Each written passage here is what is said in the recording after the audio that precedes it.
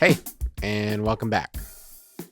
I use a variety of different heads, tuning methods, and muffling tricks to get specific sounds in the studio, as well as for live gigs.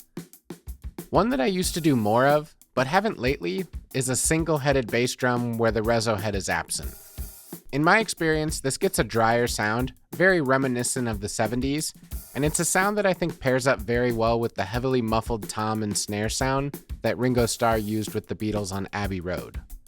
Recently, I was asked to perform on a show playing that album in its entirety, so I knew on top of just learning the parts, I wanted to get my drums dialed into those tones made famous from that recording.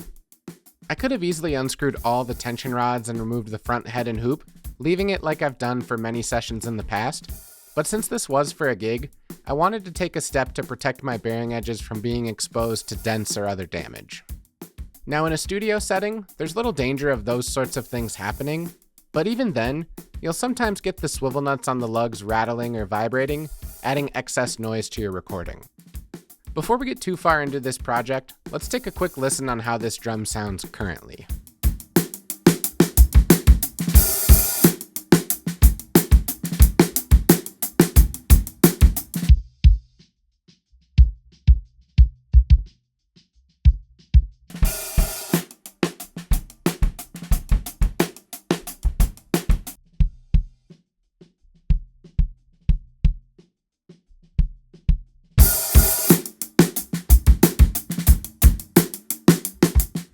So to get started, I brought this drum out of the studio and onto my workbench to remove the head.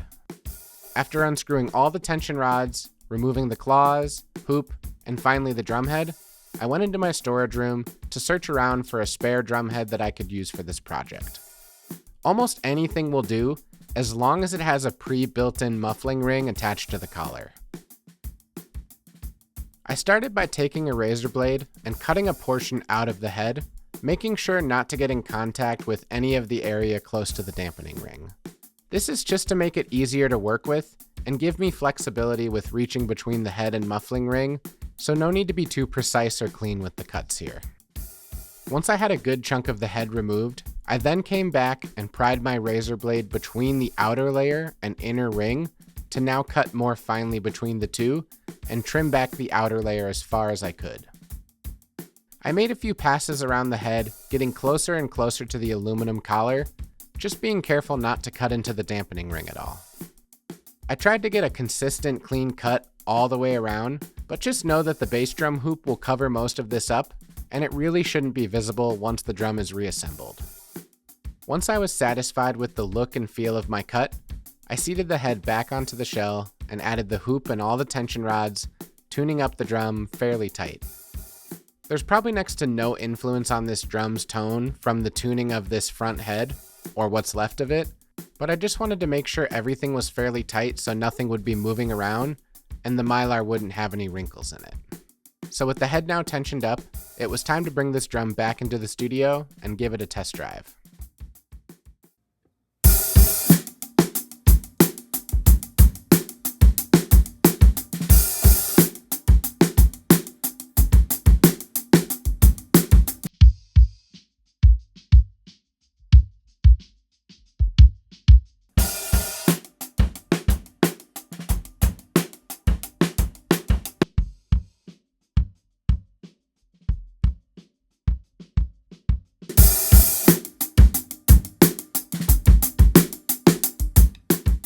Overall, I'd say the tone change between this new head and my original ported head is pretty minimal, but this new setup is a lot easier to access the inside of the drum to adjust things like muffling, and there's way more flexibility now with mic positioning, so I'd say this is a win.